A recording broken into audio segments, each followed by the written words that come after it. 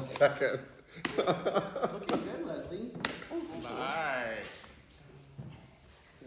This is what happens when you're nearly 60 and you try and do what I do. Hey, it's a You hobby. have The to. other ones would mirror how I feel. Pocket will confirm. Dad bods are best bods. Hey, Leslie. Thank you so much. I'm Nicole, president Hi. of Pet Patrol. Very nice to meet you. Nice to meet you. Nice to meet you. Yeah. Thank you so much for doing this. I No really appreciate problem. it. It's my Really pleasure. Lovely. Yeah, I'm definitely got fucked up eyes as I can see colors moving on the cross. And there are not colors on the cross. Yes, there are. There are colors, in fact. That's his baby. In fact, the colors are shifting from red to blue to green. No. I've watched Animal Planet. Little tadpoles. How's it going? So, one thing worth saying, the microphone is super sensitive. It can hear everything. Okay. Yay! I mean, That's Which good also- for questions. Yes, Yeah. but it also means any little side chatter. Mm-hmm.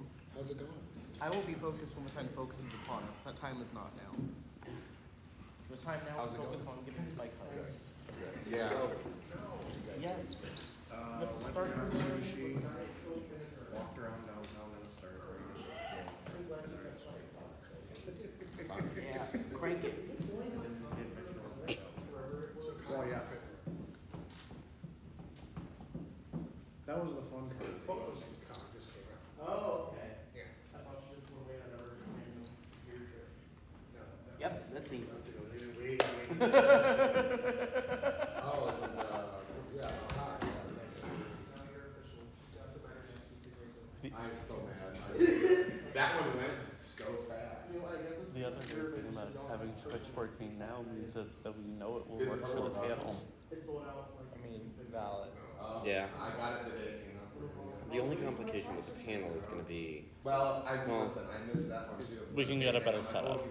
Right. Yeah, I was gonna say, because That's as fine. much as the iPad might be working for what we need right now, it's not live enough to capture I like people the, who are I sitting have up the there. tan one. Yeah, Also, and like do you have Discord on your tripod phone? with a thing You to have Discord. move it with would be helpful. May I have your phone, please? If your cum is tan, there's something wrong. I mean, we really don't need to discuss this color. The cum man. Why not? Oh yeah, she has no stories. Yeah, let's not. HRT is a magical drug. It also does some really weird shit. Things I didn't know, but I didn't need to know.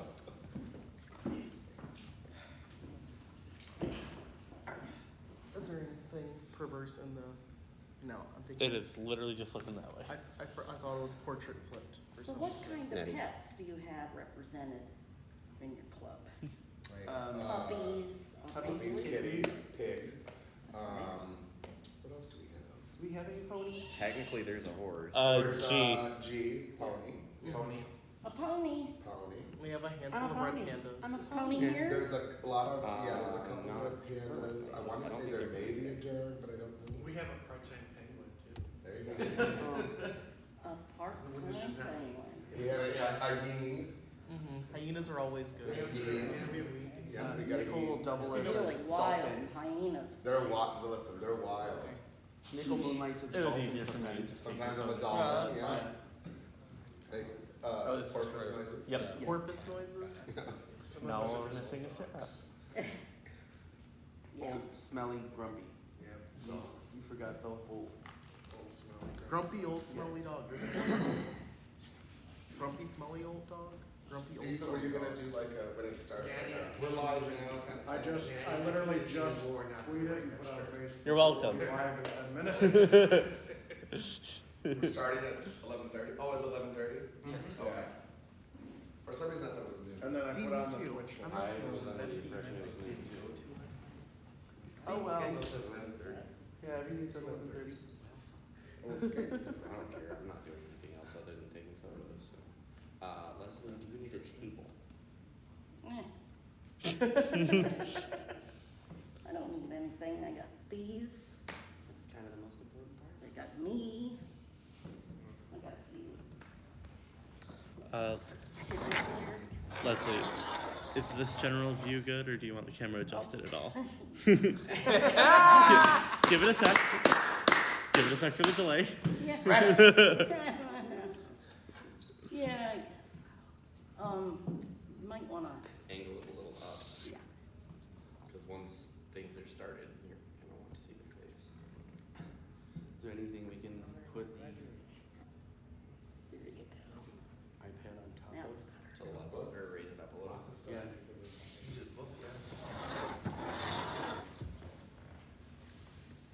Because when you play tricks like that, you run the risk of it falling over in the middle of.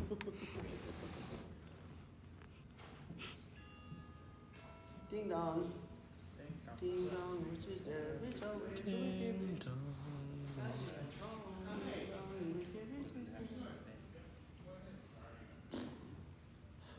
Missed.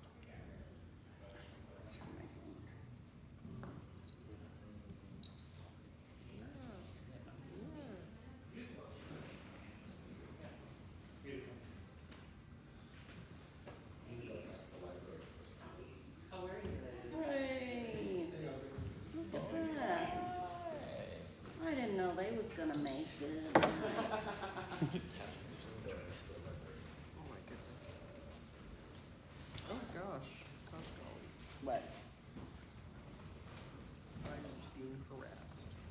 Good. I'll arrest you. Run downstairs and pee. I don't really have to. Yeah. Tinkle winkle.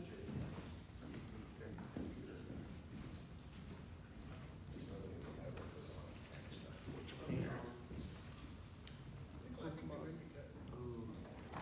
I got a really big skunk tank because I want big sticky. I have the same game. I'm trying to find Munchlax because he shows up around here, but I can never actually find him. But also I'm bad at using a map, so I could be in the wrong part of the map all the way. Okay. On my email, I have a code for free Okay, I was gonna. Oh, I need to this use that but still. it's all pointed. Because I want Growlithe, because it's best. Hopefully there's people in here wearing some boots. Boop. Saw those. Saw those. Okay, good. Any high shines? I think yours are, Crash has high shines. Mine They are not can currently be. high shine, but they are high shines. okay. No, Sparky's like, shh, being really quiet, so he must be wearing sneakers.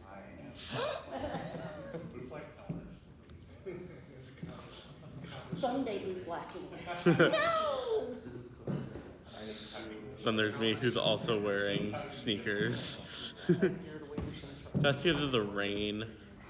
And I didn't save beforehand. Played. I haven't played in a while. Well, my Oh, reason kick your today butt is that with my big stinky. something in my ankles. I got an alpha stun tank. My life is complete. Welling up like a melon on my right ankle, so. Rise up, Julia. That's what we We can try it. Wait, that'll probably work better than my book. It's also a little bit more stable than your book. No, I made sure I got all the. Is it? Rotate the bin 90. There you go. That's good view. Logic. Yeah, it's called Daddy Butt.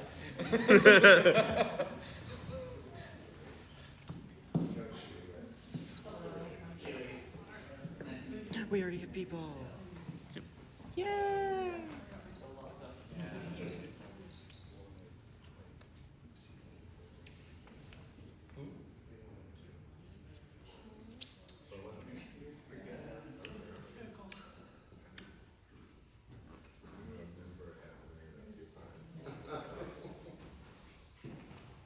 You can wear that shirt for forever and 50 minutes.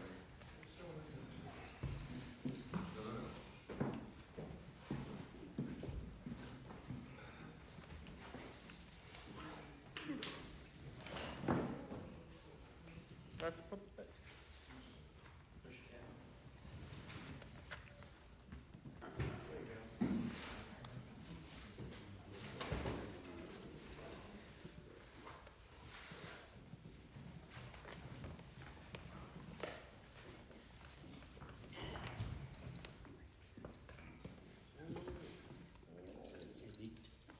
Lick it.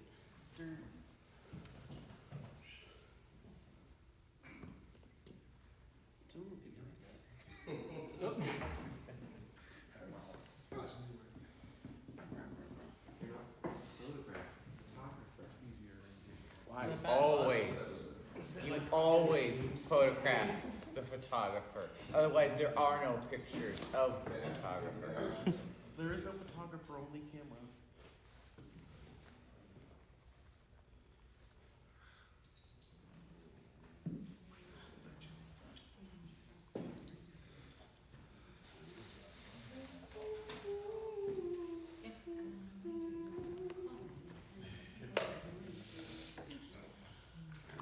Theo Oreo says hi.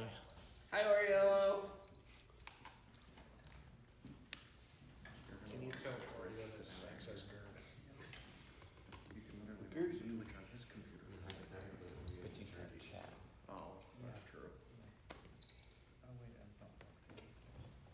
I guess I've used Twitch like twice in my life. As a point of reference, does anyone here not want to be in a photo? And it is okay? Just asking. Okay. Thank you for asking. We found our first piece.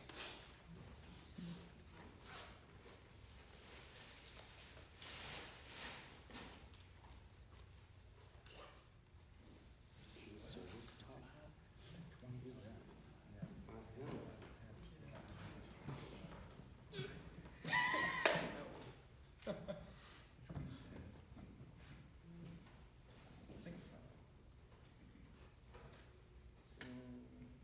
That's a good mural.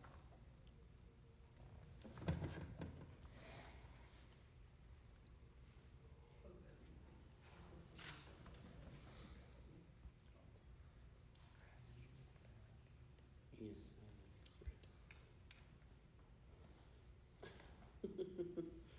Oreo wants to be in the photo. Is Oreo in Florida right now? Yes. Photoshop him and just kind of hovering. No, we've got to get a green screen of Oreo. An Oreo cutout. And go next door, get a package of Oreos, and put that on the screen. I mean, Oreo's kind of now.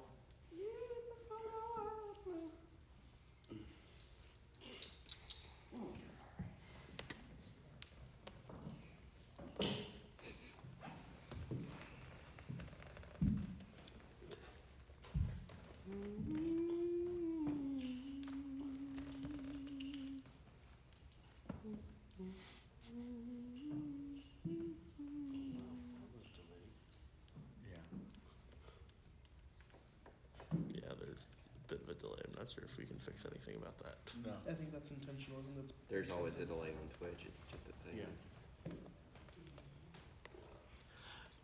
Dog's here. A dog has entered. Bark, bark, hi dog.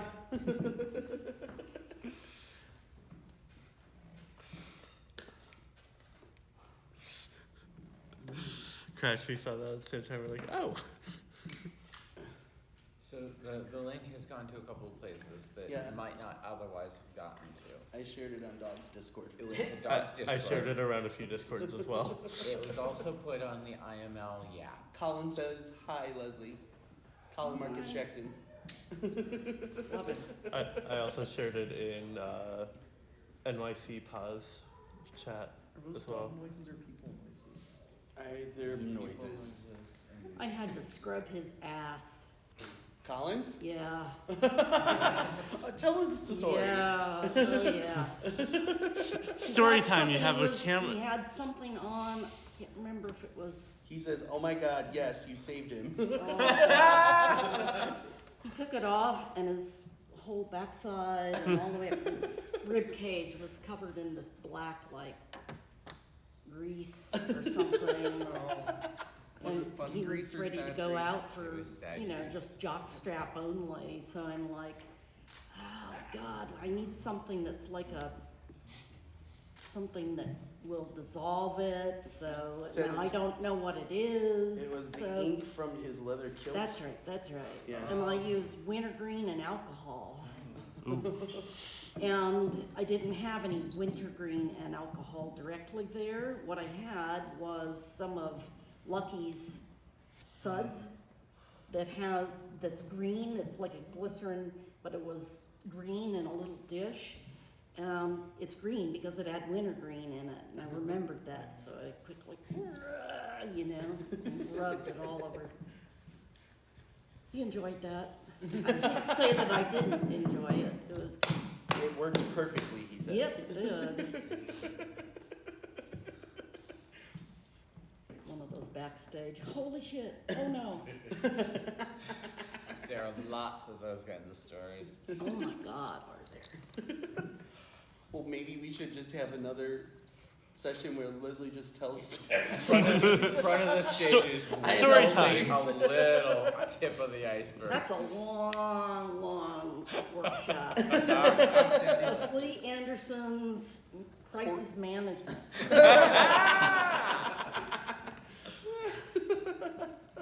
Well, that's what happens when you get 50 or more, you know, prima donnas. He says he can't wait to see you at IML. He knows where to find me. Yeah. So I guess we can start. I'm really informal, you know, I hate to disappoint a lot of people. They think that I adhere to all of the old guard protocol. Fuck that. I do me.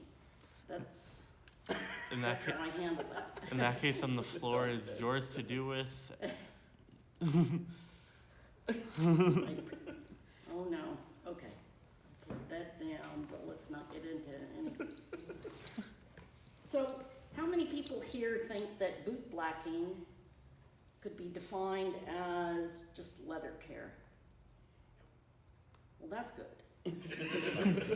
That's good that you don't think that it's just leather care, because that is not an accurate enough description of what bootblacking really is. To me, bootblacking is so much more than just learning what you do to go from point A to point B. So I'm gonna quickly cover the process. And it's 3 steps, no matter what you're doing. It's 3 steps. Some can be shorter than others, obviously, and so on, but it's basically these 3 things. Cleaning, conditioning and or polishing or treating if it's leather tanned, if it's oil tanned surface. And that's it. Cleaning, conditioning, and either, you know, wax polishing or oil. That's it. I guess we can go.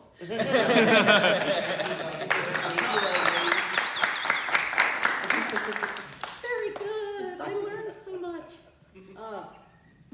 Now, the big difference is that everybody goes from point A to point B via 50 different, you know, variations on their 20 different styles, you know what I mean? And do the math. And that doesn't mean that anything is wrong and anything is perfect. It just means that it's good for you. And bootblacking also means that you are in a constantly learning frame of mind, because you're always picking up something from either other bootblacks, or you stop at the airport and see their shoes being shined, or you see some other product. Hey, I wonder what this would do to leather. Sometimes that's catastrophic, by the way, so don't try that on, you know, other people's brand new boots. Yeah. Thrift shop. You'll be paying a lot of money to those people. And all of us make mistakes. In fact, I have leather set aside all the time to deliberately make mistakes on. Just to deliberately, completely fuck her up. So that I can learn, you know, how I backtrack from that. You know, what steps I took to get to that debacle, so that I can learn how to back that up. Which is how I solved the problem that Colin had on his body. It was by deductive thinking that I was able to resolve that with what I had.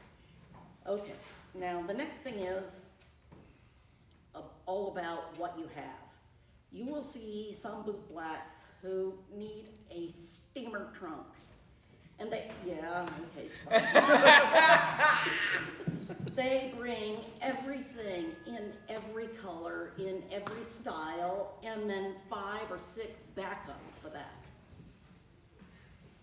Even if you are a pack mule who doesn't mind hauling all that shit everywhere, I can tell you that the biggest thing about having stuff is that none of it, not one bit of it, will make you a better bootblack.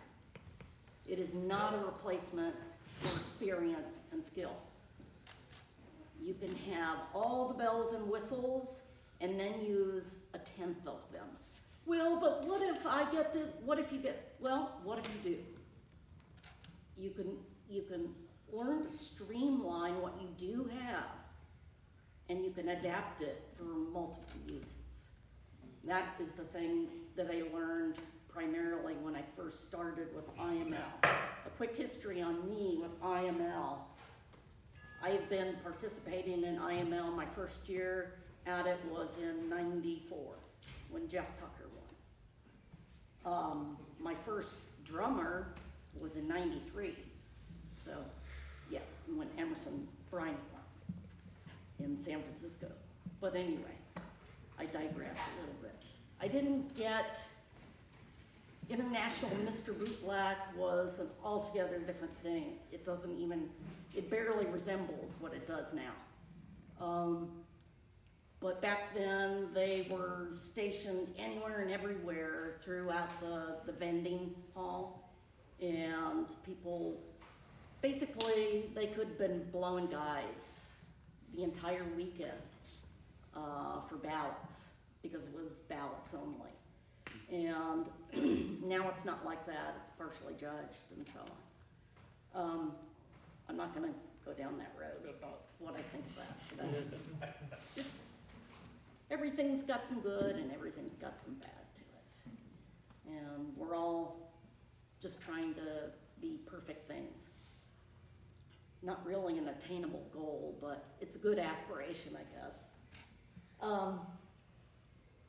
So people, they would show up and they would participate in the contest like that.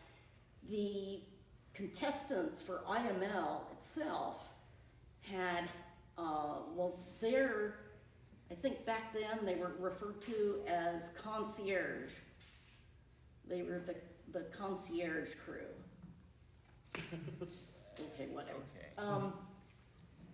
And they did not shine boots, they didn't do any kind of repair on people, nothing was handled like that. Gradually, they became what's called handlers. And when I started on the handling crew, it was 2004. I was brought on strictly as another handler. I thought that was a great honor. And I looked around and I thought, oh my God, look at this need here. Because it was a clusterfuck when I came. I mean, there was leather and shit and people's underwear and a jock strap here and, you know, numbers. And I'm like, my God, how do they even organize themselves to go back up on stage? And how do they do any kind of changes? Oh God. And I said, you know what? All my experience and my background in Las Vegas showgirl like shows came into play there. And all of my artistic sense and my understanding of lighting from museum history, all of that came into play. And I began what's called Team Shine in 2005 or 6. And for the first few years, I did it all by myself. Yeah, all by myself. I did not have any help. And I will tell you that I shined every single contestant's pair of boots. And I tried to do their leathers too. And I got very sick. After IML, I not only collapsed, I got like full-blown pneumonia practically. I was so sick. And I'm an empath. I'm empathic. And I understood immediately why that had happened to me. And I realized Jesus, I better fix this or I'll be dead in a few years, you know, this will just kill me. Because there are only more and more contestants, and especially when you get towards an anniversary year and it just blows up. So I streamlined it, and I'm not gonna go into all of the details of how I go about doing that. But believe me when I say, it is a system. It is a system that I do in my sleep. And backstage nowadays is a routine, and it is militaristic. It's worse than fucking boot camp, because trust me, I've been there too. Everybody knows exactly where they're going at every moment. Every single handler and my Team Shine knows exactly what their job is. Everyone is on top of things. There is not shit strewn everywhere. Everybody knows. It's like a symphony orchestra back there. There's no yelling. There's no screaming or, you know, flipping out. There's none of that. And basically, there's, you know, this amount of equipment. Yes, I do use a little tool chest that I pull along that includes everything that I use backstage for IML. I'm going to show you some basic examples of materials that we carry in the kit for IML. And when I go boot blacking, this is all I carry. When I go to the bar, and that's it. And I don't even use all of it. So, whether you are a Kiwi person or a Lincoln or Angelus or whatever style polish you like, doesn't make any difference. You choose what you choose, what works for you, and you go from there.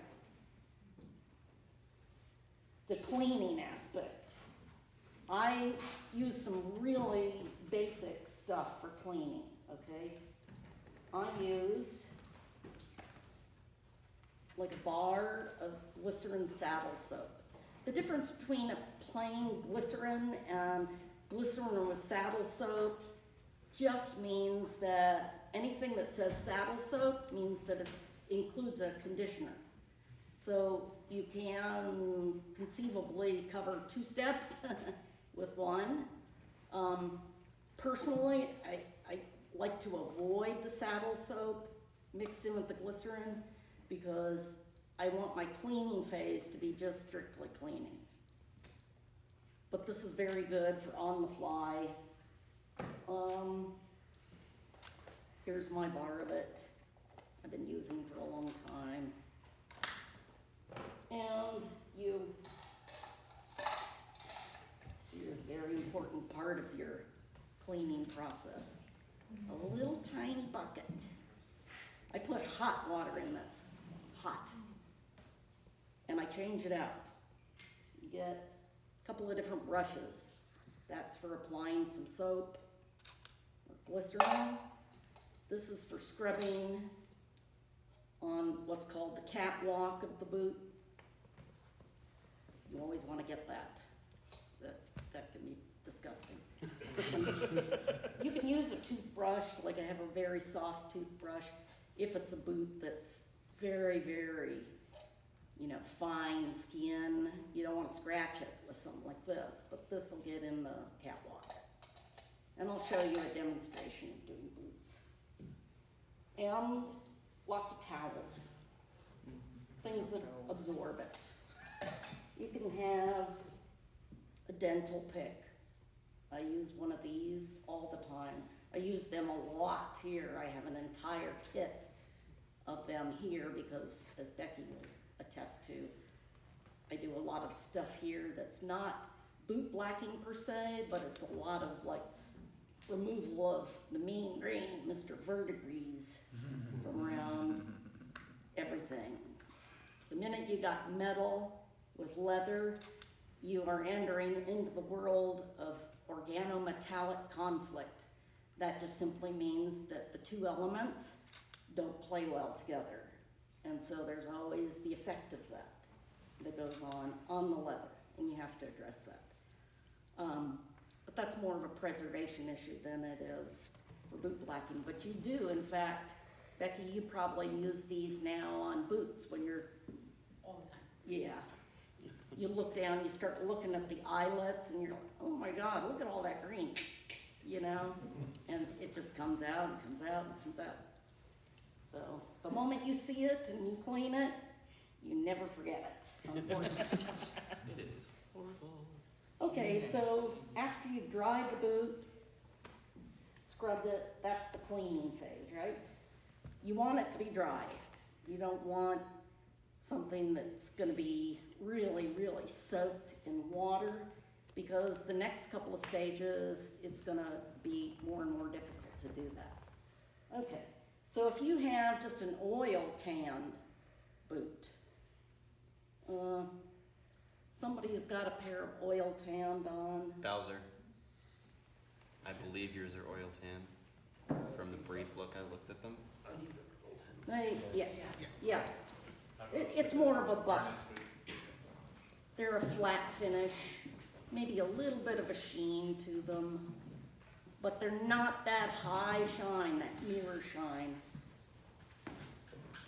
Might be wrong. These boots are incredibly, no, those are oil tan. Yep. Definitely, and you can tell by feeling them too. If it feels more like a suede surface, yeah, that almost feels like a nubuck. It does. But with that, you don't want to put polish on those. And the reason is because, yes, you can, of course, polish something like that, but you have just implemented a process that's probably going to take, oh, I don't know, 30 coats of polish. I'm not kidding. I'm not kidding. That's not something that you can quickly do, and it won't be uniform all over the boot. It's going to look mottled, and it's going to wind up in my hands anyway, and I'm going to be upset with you. So, Don't do it. don't do that. Just don't. Simply apply. There's a couple of different products. You can use Hubbard's. I don't have any Hubbard's with me here because I don't typically use it, and I used to have a can of it downstairs, but it's good stuff. Would you like some for today? Do you have some right there? I have some. Oh. Of course you do not. It's my favorite thing in the world. I'm fancy. I use Obernoff's, It's lovely. which is quite a bit more pricey and harder to get, and I think the Canadians mainly produce it. Canadians are weird ones, man. Did you hear that, Colin? Half my team shine for a couple of years has been Canadians, because I really love the way that they proceed with boot blacking, and I love their whole approach to it, but they do have different stuff, eh? And, and half my family is Canadian, to be fair. You know, I could have dual citizenship. And I was thinking about it during Trump years. I use Obernoff's, but Hubbard's is the same kind of song and dance. And this is really nice, but you don't need that. That's always, a boot black always has a, you know, multi-tool or a, you know, pocket knife, at least something. Ideally you want, you know, a blade, something that pries, and personally, this has been like Daddy's little helper backstage at IML. Yeah, those pliers. Oh yeah. You do a world of good with those pliers, let me tell you. And it's Daddy Green too. You use the Hubbard's or you use the Obernoff's, whatever it is that you would like to use, and you put it on. You can put it on with either your hands or a cloth or whatever. I prefer to do everything with my bare hands because to me it's like jerking off with a glove on. Done that. Why? You know, what are you trying to do? I like the the whole feel of everything. All of it is part of the feel. And Obernoff's, ooh, smells so sexy. Just love it. Leslie, you got a stiffy right now. Hey, you didn't know that. Oh, I did go there, didn't I? It didn't broadcast. Well, this is just me. The stream okay? is set to I 18 told plus, you, right? informal. Okay. So you've done that aspect of it. Now, let's say it's a high shine, but they're really dry boots. You know, they feel kind of crisp. There's a couple of areas where they're starting to get some wear and tear. So you're facing having to do conditioning and high shine. This is problematic, okay? When you get into that department, less is more, okay? Let's just suffice it to say less is more. You can use whatever conditioner. You can even use maybe a little bit of Obernoff's or whatever. I recommend getting something that's much more like a lotion, much more lotion-like, because it doesn't doesn't form like a gelatinous surface on the leather. And putting a high shine over Vaseline basically is a no-go. So something like this, used very sparingly, you can feel that it's got like a wet, it's like hand lotion. It's maybe a little bit oilier, but it sinks in right away if you don't use too much of it. And then you can begin with your polishing. Polishing, anything that's a high shine, by God, you better put a real shine on the toe and the heel cap at least. Some people do the entire boot. I don't think that's necessary unless that's the look that you're really going for. And I'm sorry, I don't use Kiwi anything. And I don't even use Angelus very much anymore. I use Lincoln. I was sold on Lincoln a really long time ago. When I competed for International Ms. Bootblack, I wrote them a letter. This is back in the days when we took a pen and we wrote letters like that. Go figure. A lost art, I must say.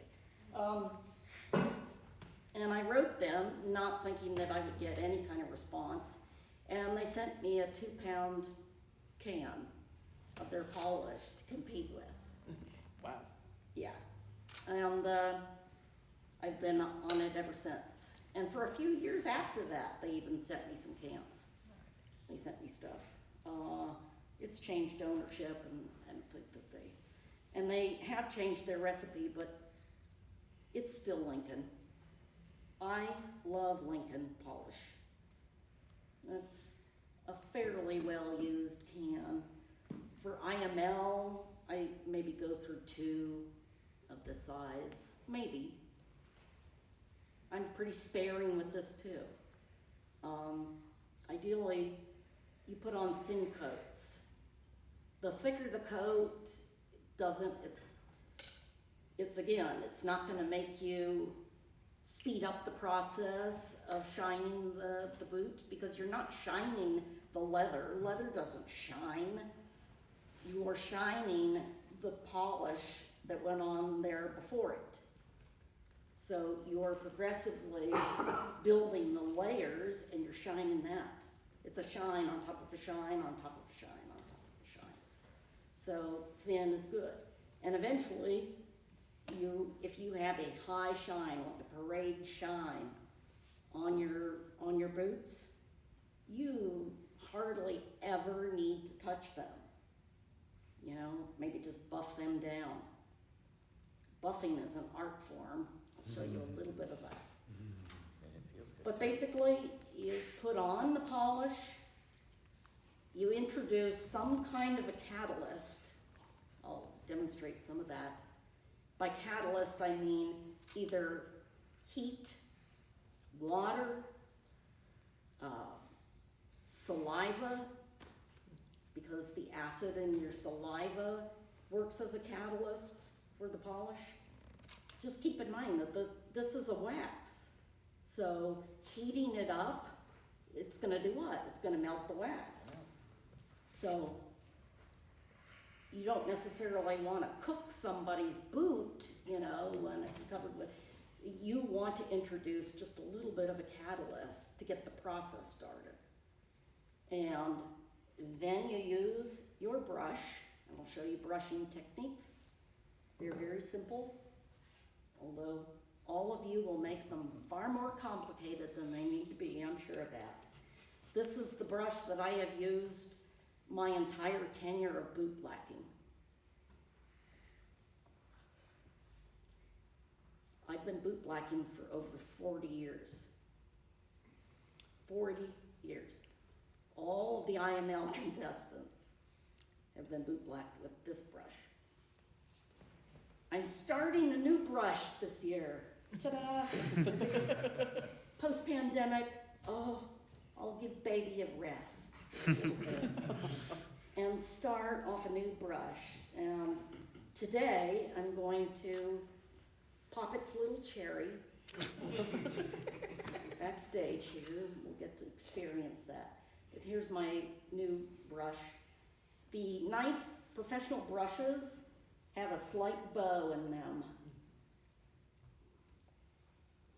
The wood is warped like that. Again, they heat the wood as it's forming and form that bow into it. And the reason that it has this bow in it is because it's like a bow for a violin or a string instrument. Okay? It's almost that elegant, that use of it. I do not bear down. You can tell a novice bootblack because and the bristles just get scrunched and uneven and just beaten down. So I have to take a comb to them and gently, you know, pull the hair out. That's the original bow that's been in this brush for, you know, look, my parrot has chewed it even. Put his mark on it. Got a hold of it, I almost roasted that chicken. But it's like a string instrument bow. You want it to do, you want the brush to do the work, not your arm. That's basically the kind of brushes that I use, and I even love my brush so much that it goes inside of it. Because I'm afraid. So I may fly to an event, you know, and all of my bootblacking stuff will be in my checked baggage, but not my brush. My brush went to South Africa with me on the plane, you know, nothing doing. That and my regulator for my tank and all that. So then the buffing phase. I'll show you some fancy things, but if you go to an old shoe shine stand at someplace like New Orleans or Toronto, you will see they do some really fancy rag popping, pop work. I don't really, Miss V gets into that too. And she plays it like an instrument as well. I don't do quite that magic trick, but there is a method to this madness too. And it's just like it's a soft cloth. You can use pantyhose. I prefer really silk pantyhose, the real McCoy. Or a diaper, like a diaper cloth. That's what this is, believe it or not. It's like a diaper cloth. You can come up or we can pass these things around. You can feel them. I don't know where I have another one. Anyway, If you don't well, mind, it's I'll in pass here. them around. Here's the one I use. Yeah, that's diaper.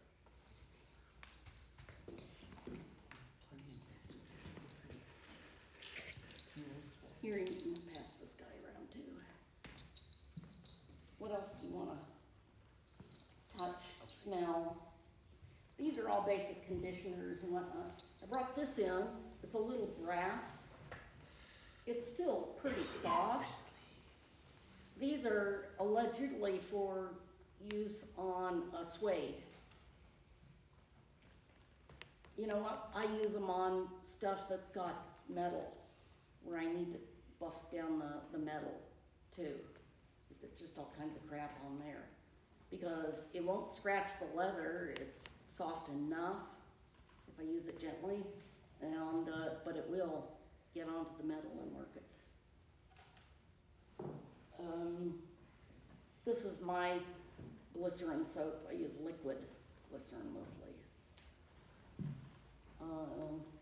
Oh, the other thing that I use for cleaning sometimes, and you'll see me at the bar using it a lot, is wintergreen and alcohol. Colin knows it well. It's basically made for arthritis, you know, sore joints and stuff like that. But you can get it at the Dollar Tree for $1 in bottles like this. You know, I use this because it's an aromatic. It smells good to people. It will kill a number of yucky things that you can get on your boots and your leathers, and it won't harm it. It will not harm it. And it's good for cleaning your hands afterwards. You know, all the black from the polish. And lastly, for shining boots, is the magic solution. Should I tell them what's in this, Sparky? What do you think? Becky? Yeah, amazing, so yeah, probably. Okay. My last little trick in the bag is denatured alcohol. It's denatured alcohol is a solvent that's used to clean paintbrushes and stuff. It is also what's called chemically a dispersant. It gets on the surface of the polish, and if you buff it, it gets heat from the friction of that process, and it melts it and spreads it evenly. It is the secret to a parade shine. But if you don't know how to use it properly, it's disgusting. It will just turn it into a mulchy mess. So practice with it on something else. And I would also recommend that you 50-50 mix it with water when you first start to use it, because straight out of the can, it's very much a solvent.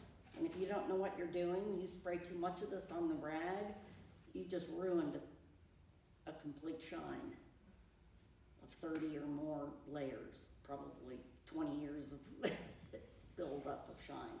You don't want to do that. Don't do that. I use it all the time.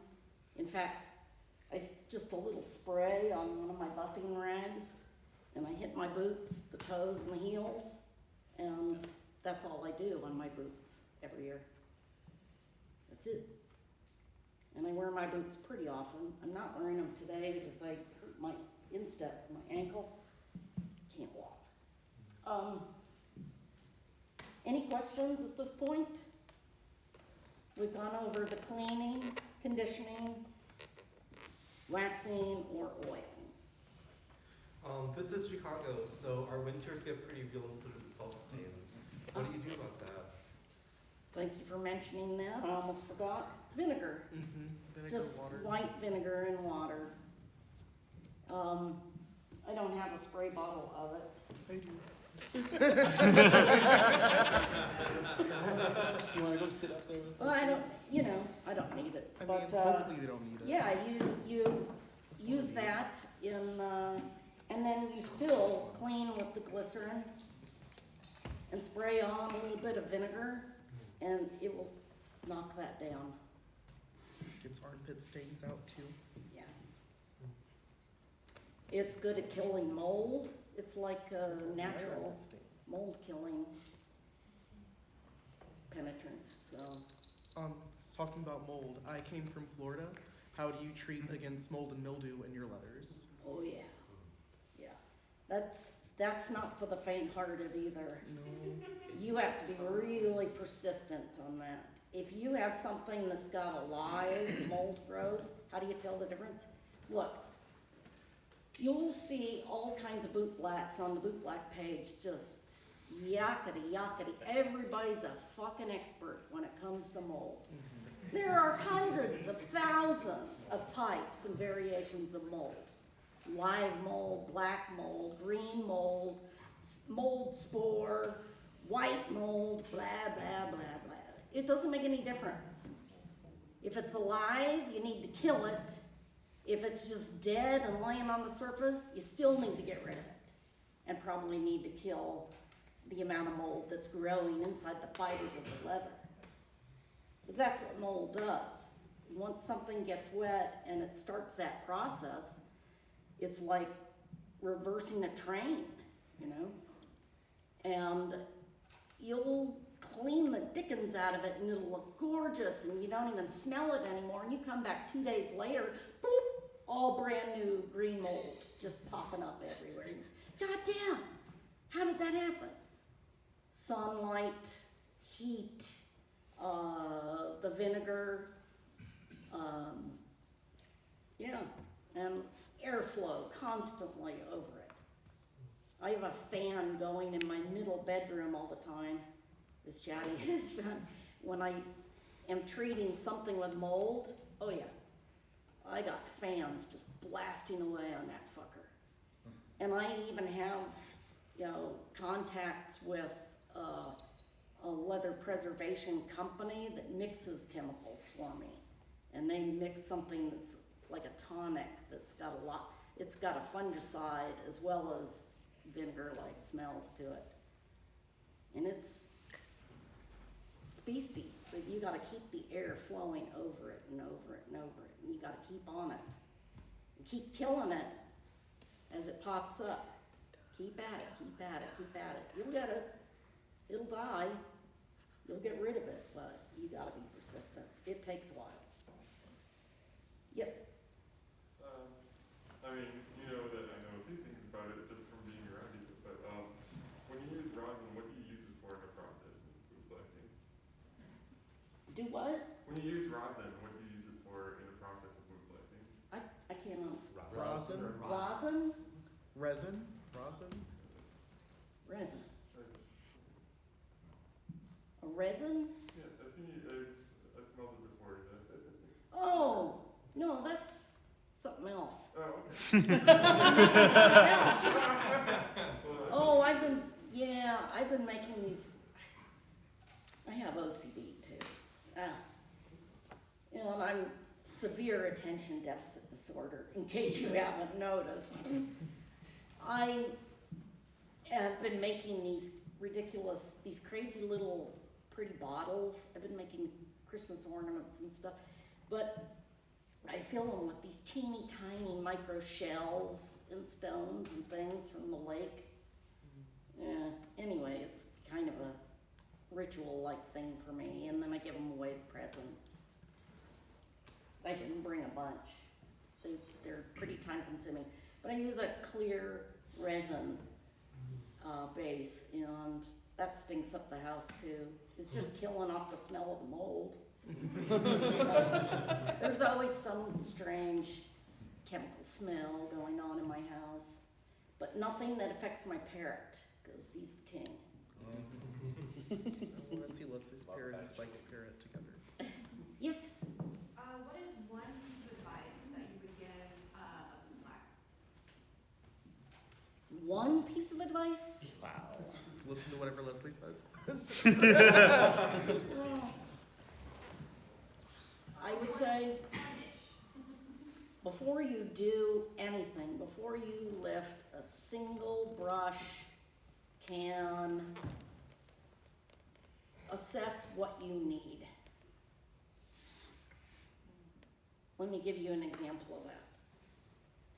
one of the things that I do, you know, with a brand new member of my Team Shine is I will have somebody come out in full leather, and I will point to this person and ask my new Bootblack, what does this person need?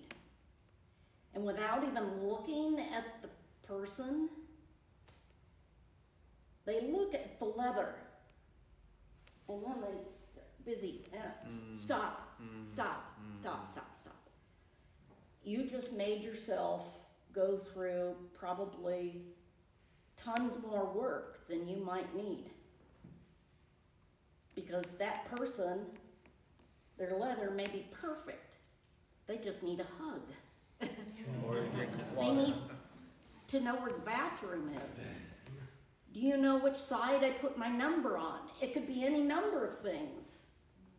And you just immediately went to your process. It's not about your process, it's about what they need. And that applies not just to IML. Wow. All right. That's confusing.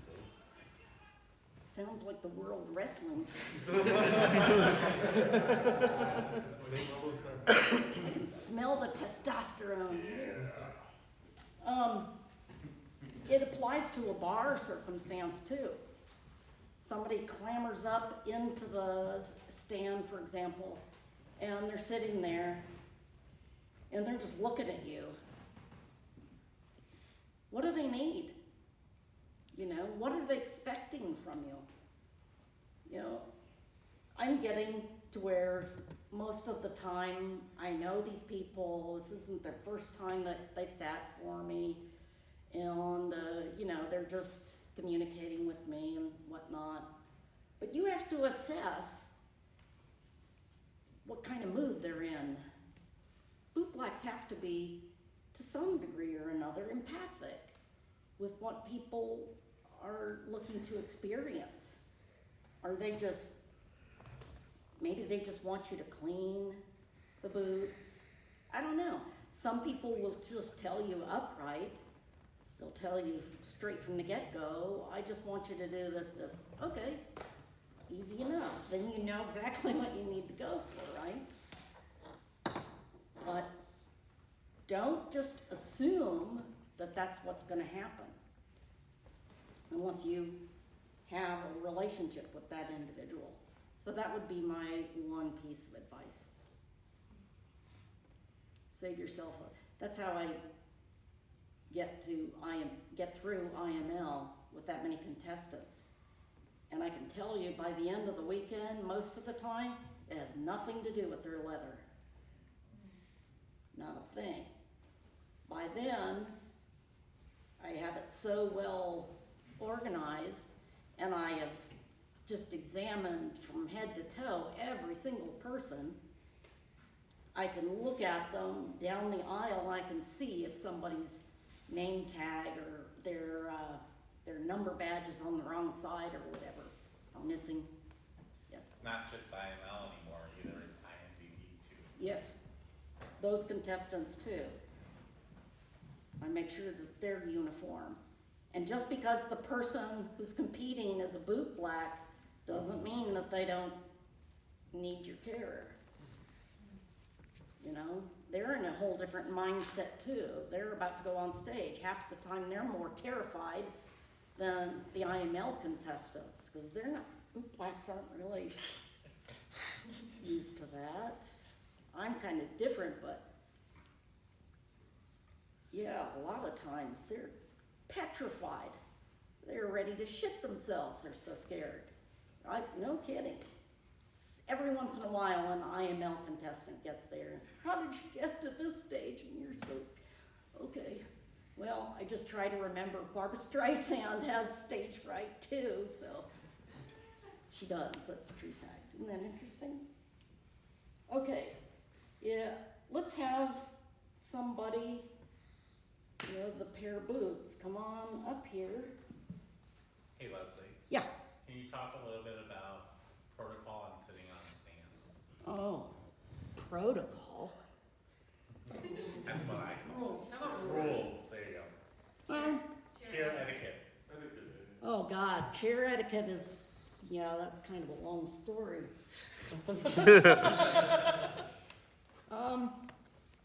If you are a resident bootblack for a bar or whatever, you have to think of the chair as belonging to you. This is your domain, okay?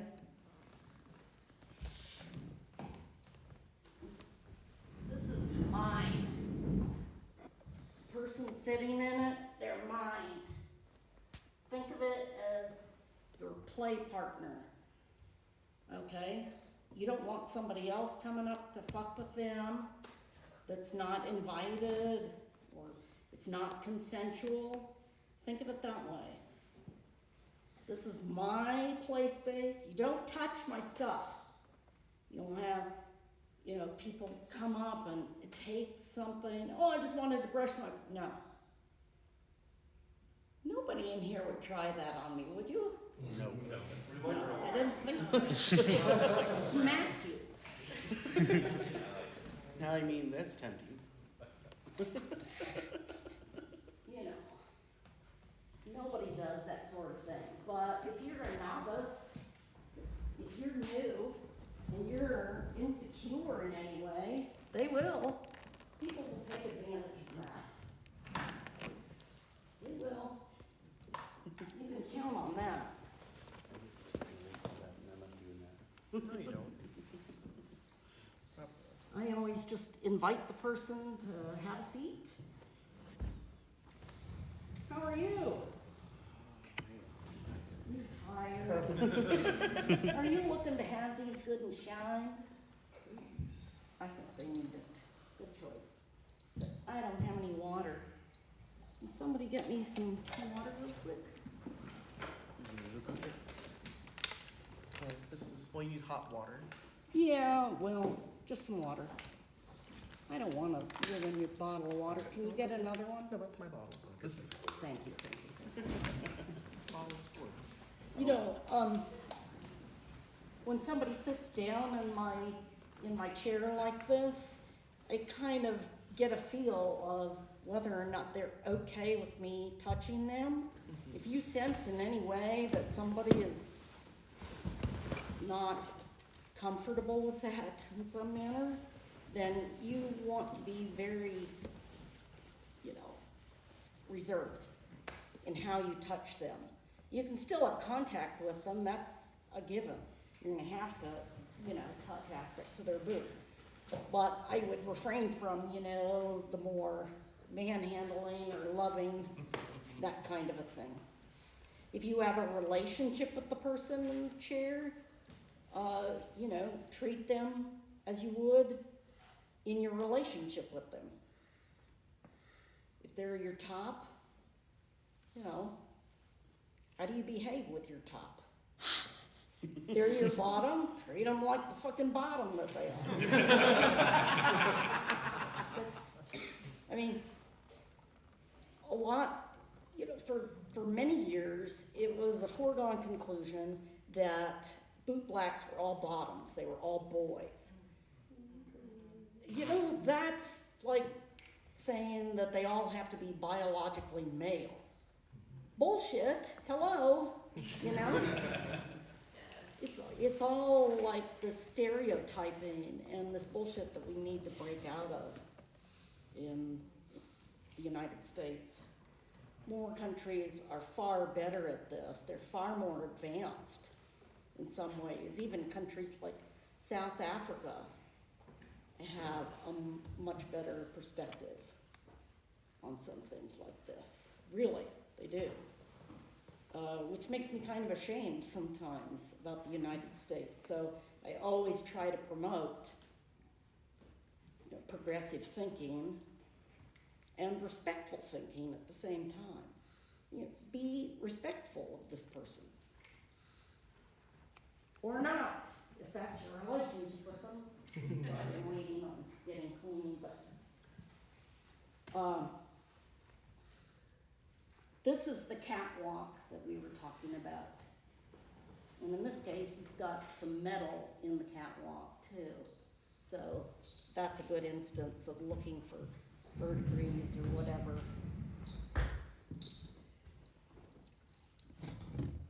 Anybody else with a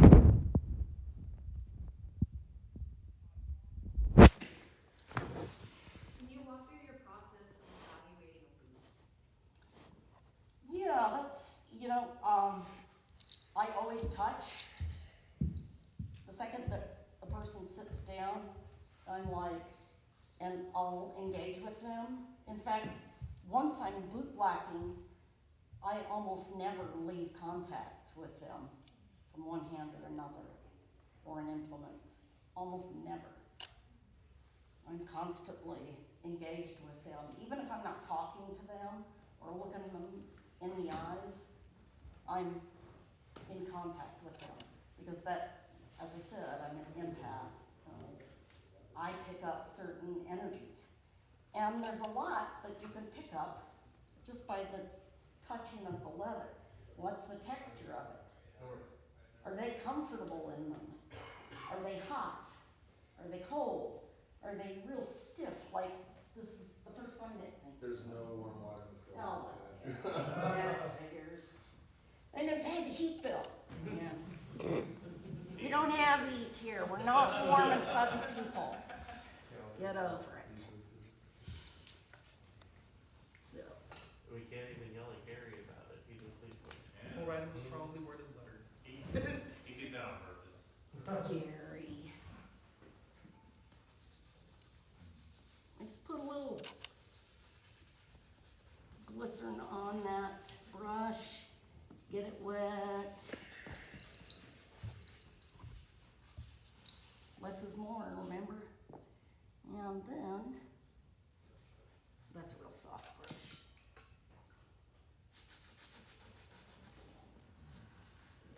Go all the way around. Always make sure that you get to the back of the boot. You have access to it. Get the instep.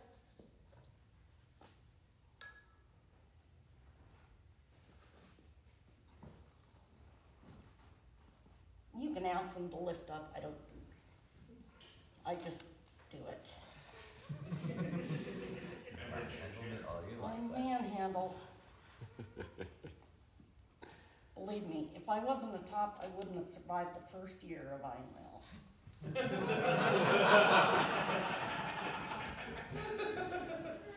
What are you saying, Leslie? Bunch of bottoms.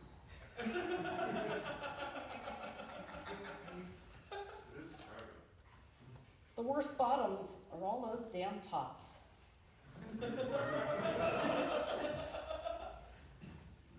Still a tea with Leslie. Do you take any care for the sole of the boot? I do. I basically just try and make sure that there's not full of mud or dog shit or something. Well, this is Chicago after all. You do have to clean disgusting things off. The one thing I don't do is if you've thrown up on your boots, I'm like, yeah, leave them out there. Grab a hose. Yeah, practically hose those bitches down and get it off of there as soon as possible because acid.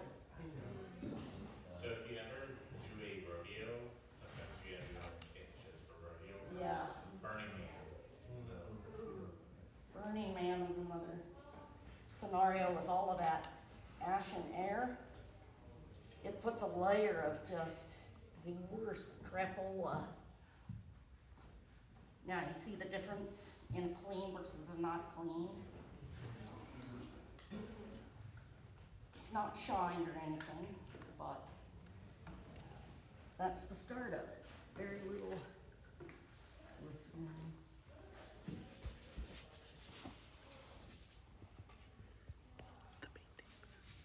Is there someplace you would suggest for new people who might need to remember things like a forum or a site who doesn't live in Chicago? You mean, And my leather community in my city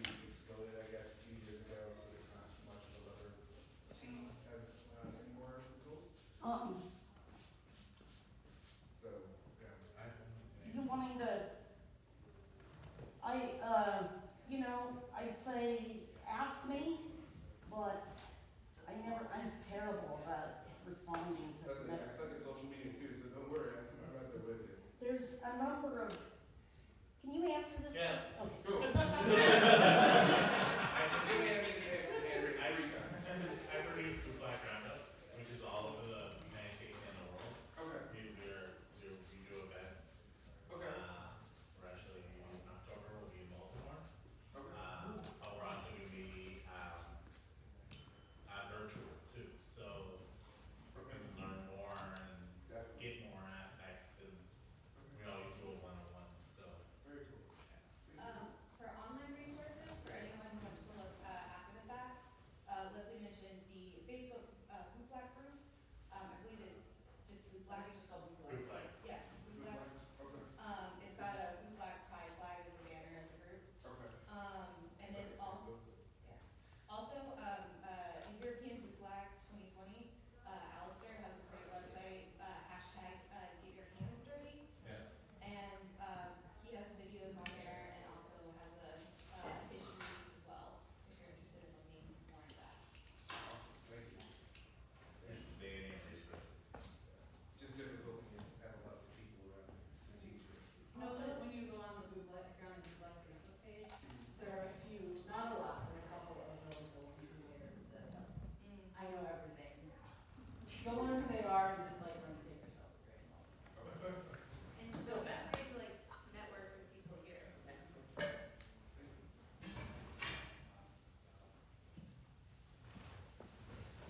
Once again, I use my fingers to apply polish.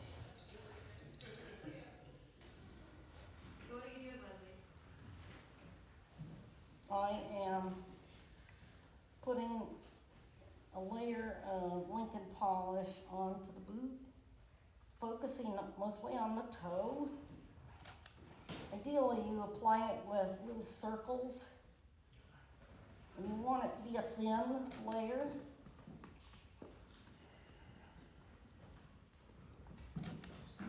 Can everyone see that?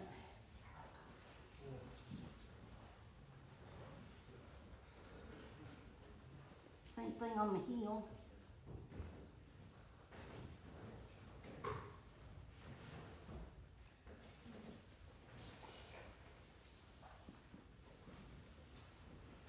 And leave it on there.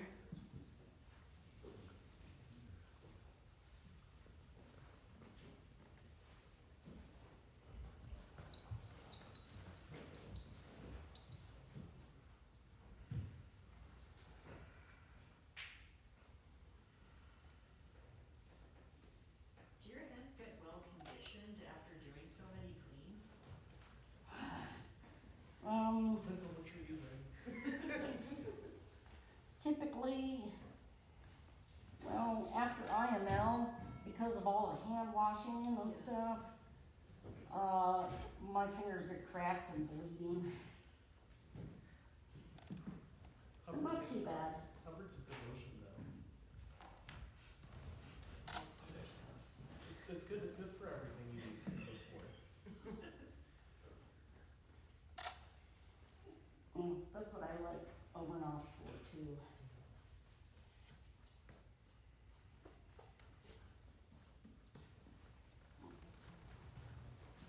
Now, remember how we talked about a catalyst?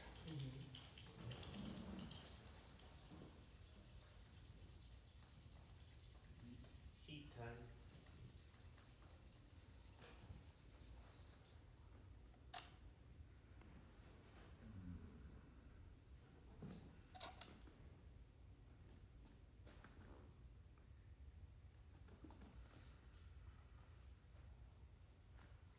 Let me show you something.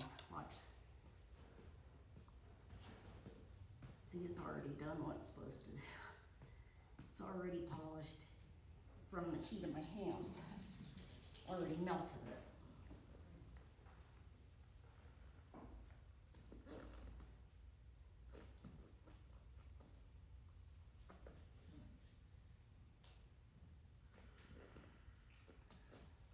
Is there any significant difference between warming the polish in your hand prior to applying versus what you just did of applying and then warming it up with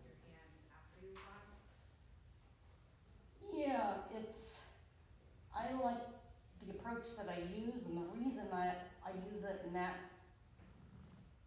sequence is because I put it on, it's a whole lot easier to just spread it straight out of the can on my hand. And to make it a nice even coat. And then to heat my hands themselves, and it pushes the heat all the way. You felt that heat all the way up your leg, I didn't can you? feel the heat. Yeah. It's very nice to I've feel done that. my job if I get a boner.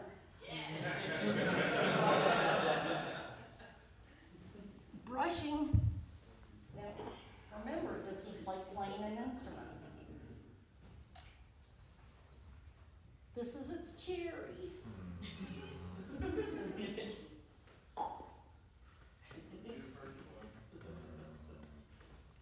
See, it's not moving the boot, it's barely touching the boot.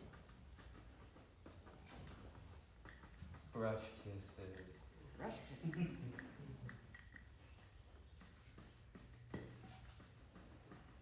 How do you take care of your back, since it seems like you're somewhat of an uncomfortable This is not a bootblacking stand like dimensions here.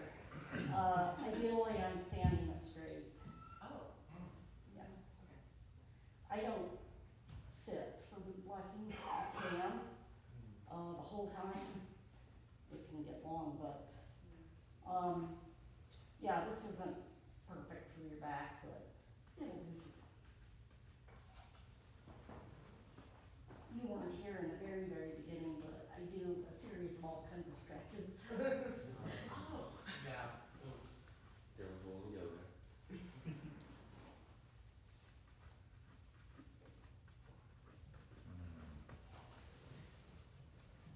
Is it okay if you need to sit while bootblacking? Absolutely. That's strictly a comfort thing. Some bootblacks are even comfortable just being on their knees the whole time. Whatever works for you, you know? I like, okay, the reason why I really like to be able to stand is when a woman or somebody sits down for me and they've got thigh highs, I use the head brush.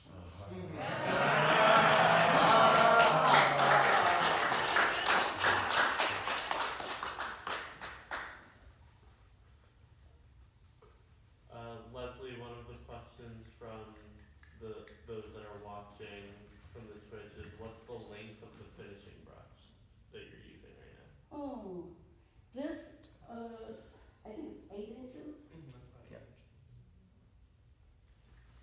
I'll show you a couple of other smaller ones. Star brushes used to be like the go-to tool, but nowadays it's all kinds of different animals.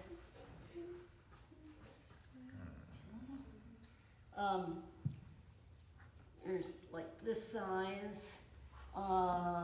There's the whatever it is, like 4 or 5 inches. Some of them have a bow in them still. Some of them not. But these are harder and harder to find, this size with a bow. Is that horsehair or is it something else? This is horsehair. This, and then, you know, the breed of horse is also part of it. I know, it's ridiculous, isn't it? This is a much more, this originally started out as a much, much softer hair, but so many years of polish building up into them, I almost, It almost feels like tortoises. yeah. It's very, very smooth. It still has polish in it for the most part, see? Do you clean that buff brush at all? You can. You can use a very widespread like comb. And again, I spray just an ever so small amount of denatured alcohol onto it. That's it. You basically use another brush to do that.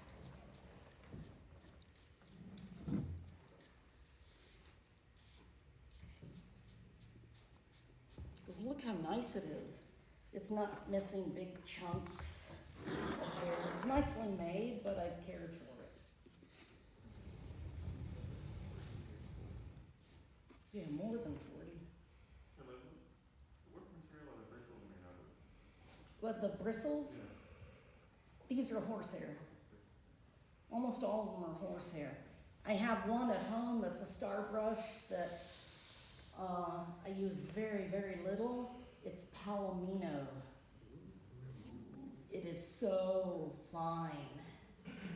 I mean, I only use it on my sister's dressage boots. My sister does world-class dressage. And every year she ships me her boots, her, $5,000 pair of Austrian Daner style boots. And they arrive Federal Express, and I cover them. I made some silk stockings that cover them, and she wears that silk stocking on it until she's already mounted the horse, and then her groom removes the stocking, and she puts it into the stirrup, and that's it. And before she dismounts, back on. So there's no fingerprints, nothing, because they score you on that. Oh. That's the only thing.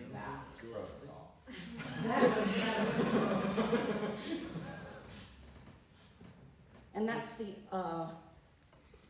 the only pair of boots that I use that palomino hair, because it's just so fine. It's like satin, truly. And then I usually put on a second layer just on the toes. Because right here is the main part that you want that shine.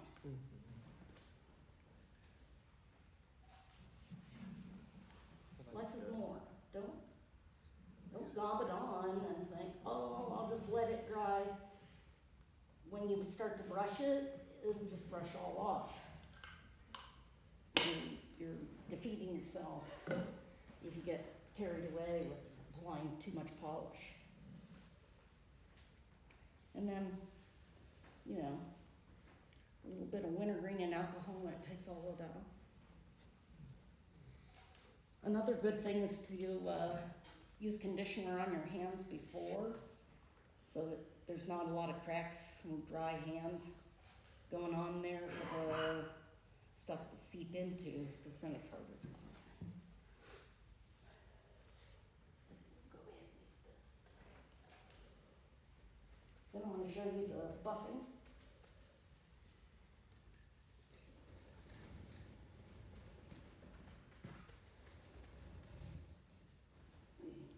That's just 2 layers. Look at that. Nothing to it.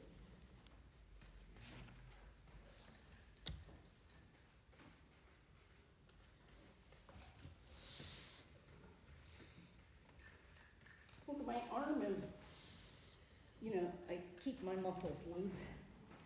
I try not to get clenched up because you'll be exhausted after a few hours of that. That's another reason to let the brush do the work for you.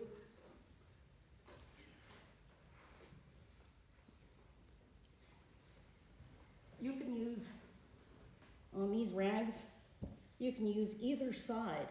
You can start with the more abrasive canvas side to, really dig into the boot.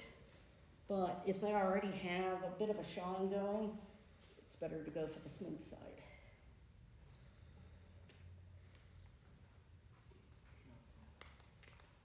And that's it, of the denatured alcohol.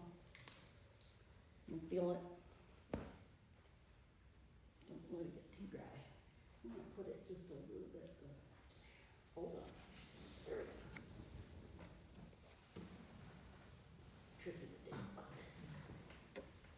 What's the lifetime of the rags? Oh, years. Okay. Like this.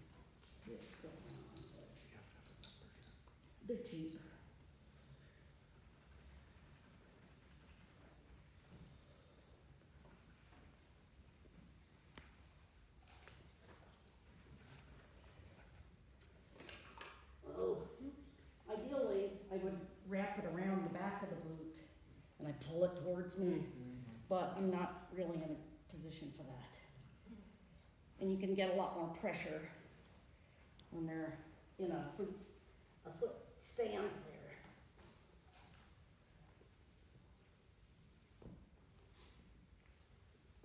At home, I have a flat vise that I put like my sister's boots in with a little cushion so that there's no dents or anything in the soles and heels. Yeah. So what do you clean the rags with? I put them in the washer. Don't use a lot of regular detergent. Use a little splash of Dawn in there.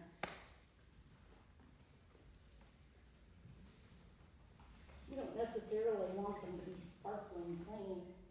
You just want to get out any excess gunk.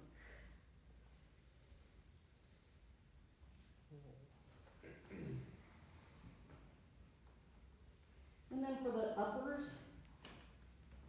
I usually use just a lotion.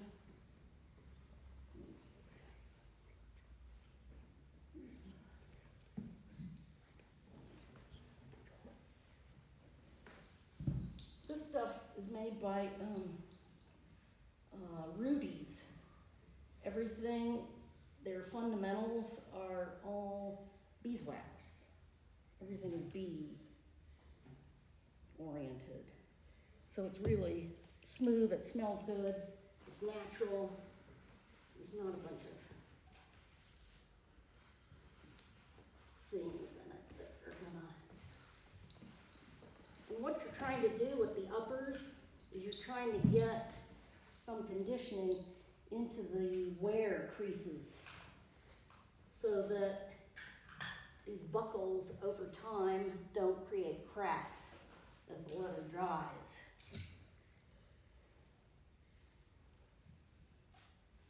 If you're doing a pair of like trooper's boots where the shine goes all the way up, you don't put too much polish on the uppers, but as you're brushing, you carry it up. Does that make sense? Yeah.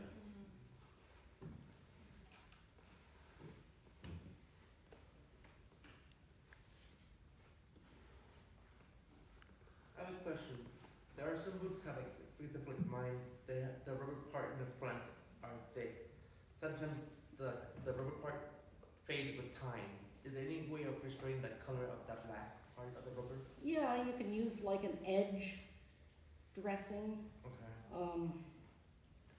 It's like liquid shoe polish. Okay. The thing about that is, be sure it's clean Okay. before you apply that, and be sure it's dry. Because if you don't, it'll flake right off. Okay.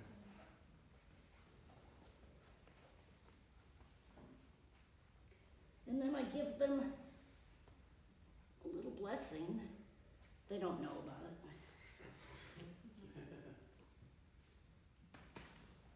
And that's that.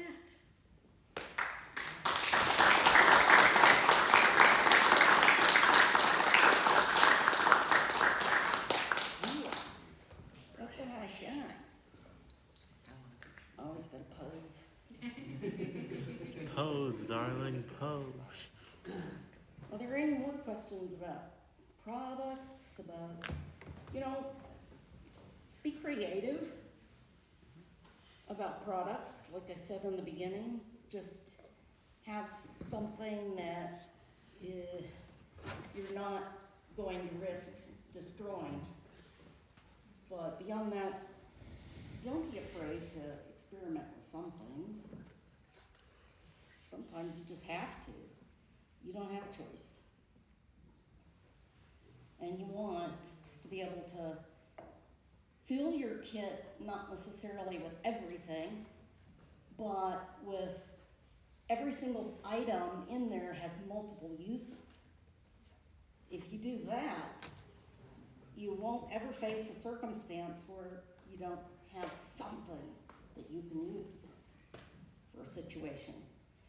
And one other thing that I had thought about when, in terms of pets, since that's where we are. Every year At IML, we've been getting more and more people who identify as an animal, you know.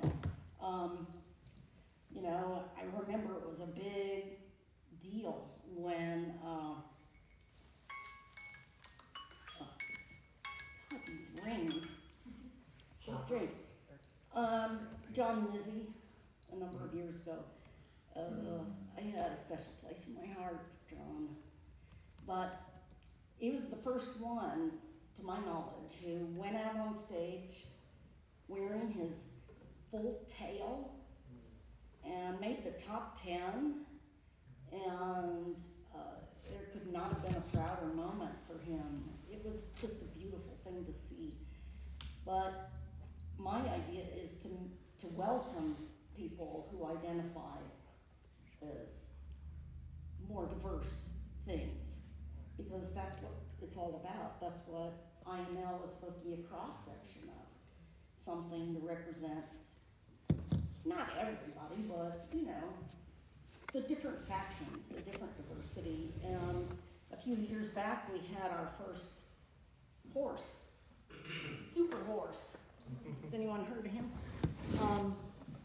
And he made the top 10 too, and was backstage and was, you know, prancing around and the tail, and, you know, and so I started to think, you know, how can I engage with this person, this horse?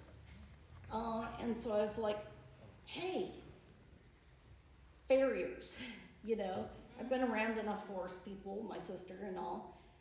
I know how to handle a horse, you know, when you're trying to clean the hoof and so on. So I just kind of leaned into him, into the wall. I was like, hey, you know, and I pulled his foot up and I'm shining his boot. And he's, you know, loving it, and everyone was laughing, and I'm like, yeah, score, you know. So just feel like you can engage with people on so many different levels as a bootblack.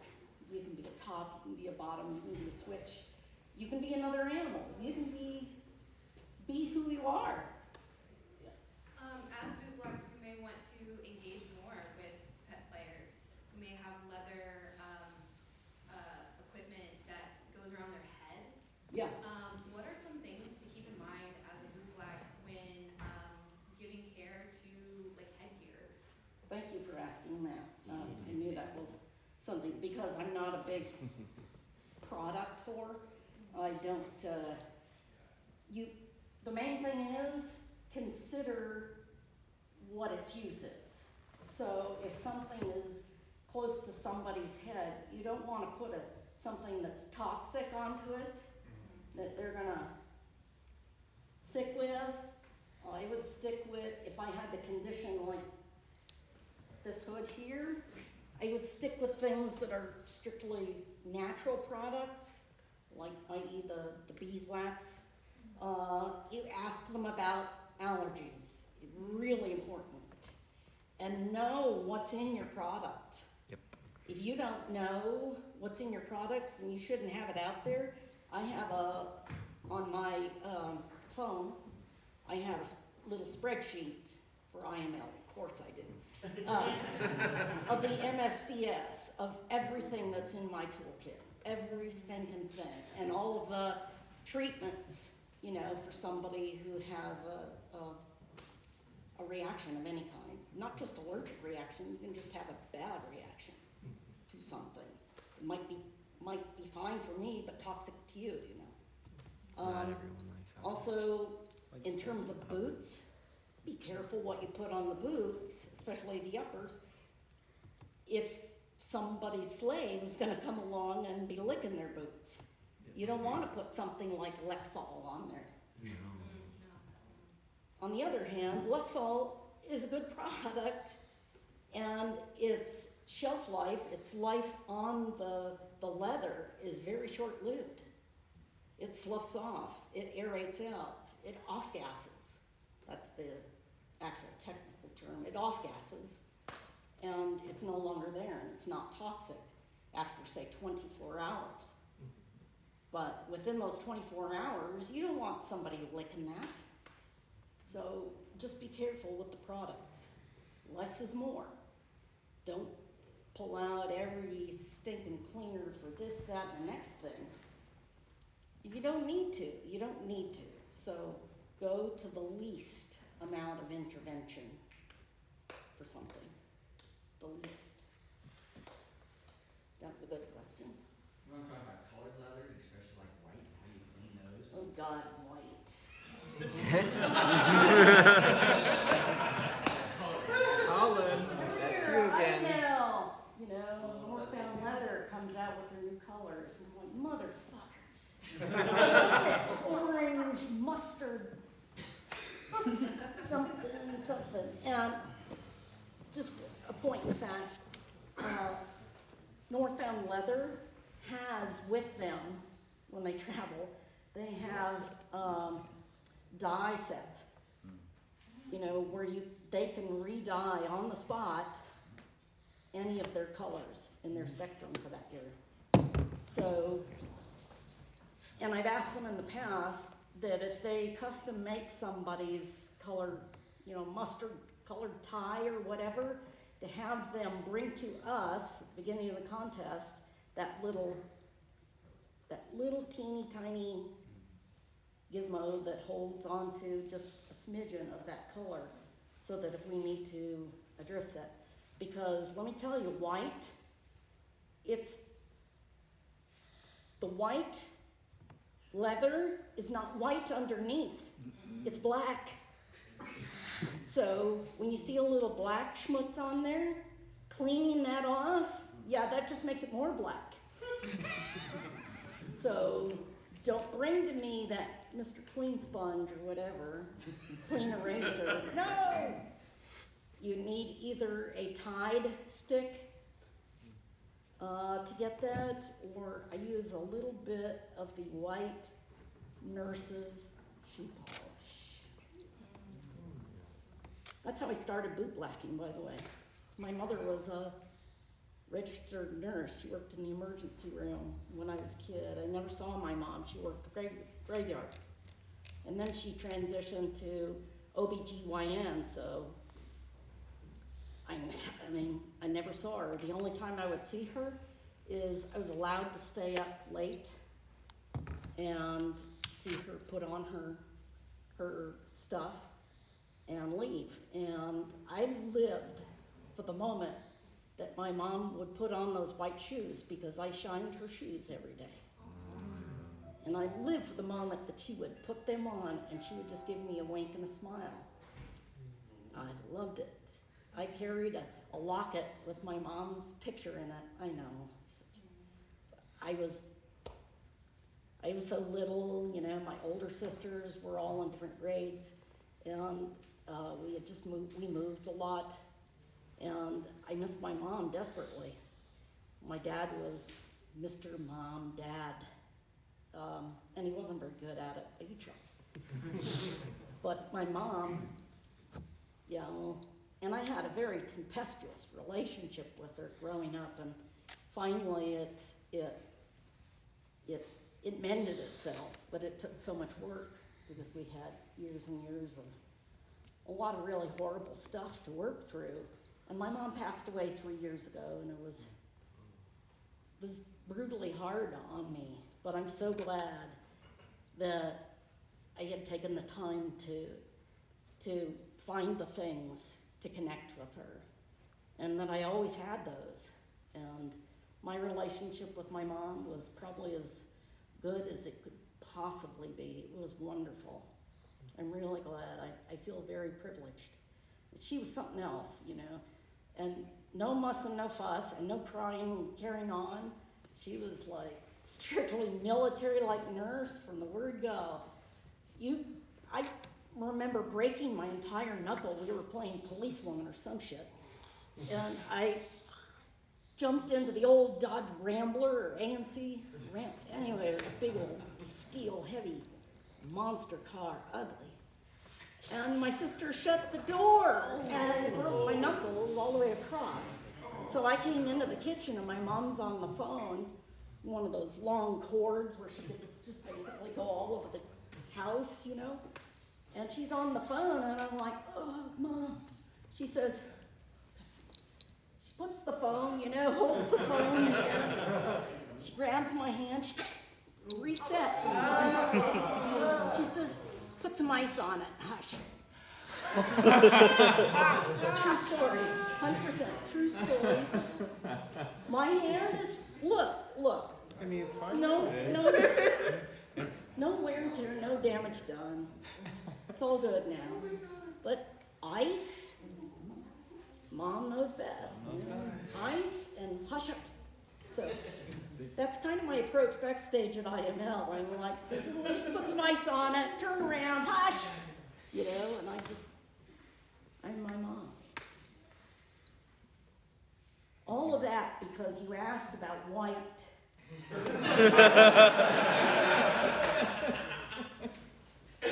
guys do it deliberately to get me telling a story. Is there anything else? It's so hard to get me to do stuff like this, but once you have me, it's hard to get rid of me. Everyone, one big round of applause for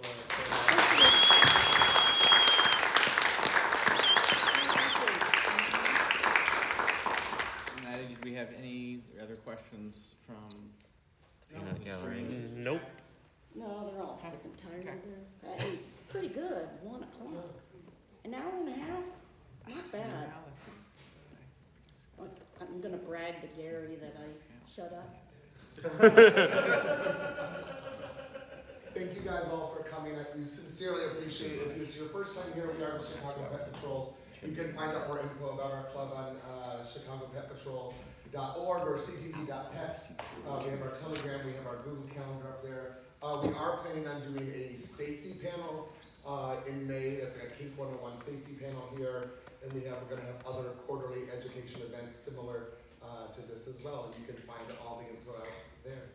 Also, I should promote I will Please be do. here kicking off the Pride Weekend on June 23rd. I will be up on the stage in the fireside chat. All the questions about all the dirty deeds of my life. Thank you.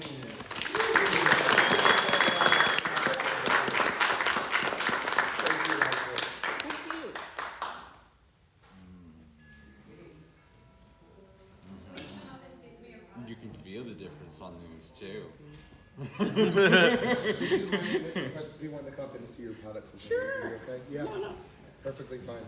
If you guys want to come up and see and check out this stuff. Scratch and sniff. That's a real thing. It's amazing watching. Thank you. So much.